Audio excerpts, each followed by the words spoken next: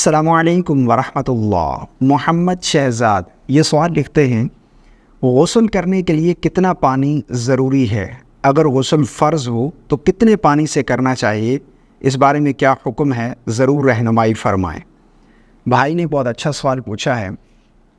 یہاں پر سب سے پہلے یہ چیز سمجھ لیجئے کہ غسل میں 3 چیزیں فرض ہیں، 3 فرائض ہیں غسل کے۔ نمبر 1 پر کلی کرنا۔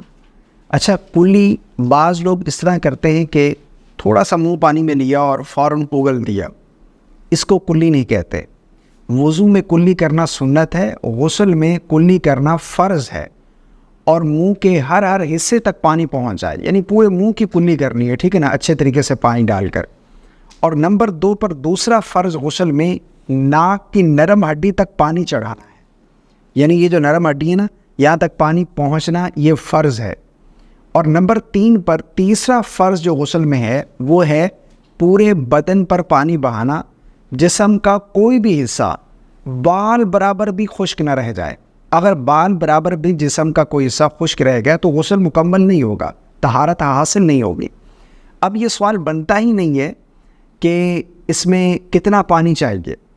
دیکھیں، ہر شخص کا جسم کوئی موٹا ہے، کوئی پتلا ہے، اور کسی کے جسم پر بال زیادہ ہوتے ہیں، کسی کے جسم پر بال کم ہوتے ہیں، تو پانی زیادہ کم لگنا یہ ہے، ٹھیک ہے نا۔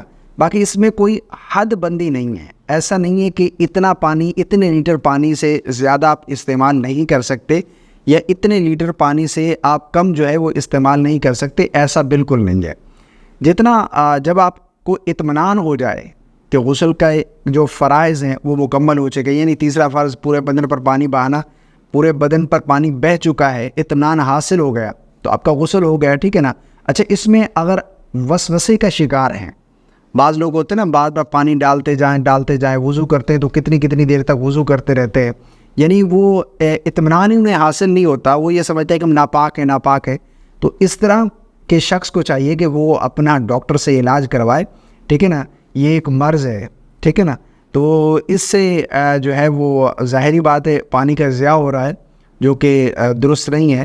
باقی اس میں کوئی حد بندی نہیں ہے پانی کی، ٹھیک ہے نا۔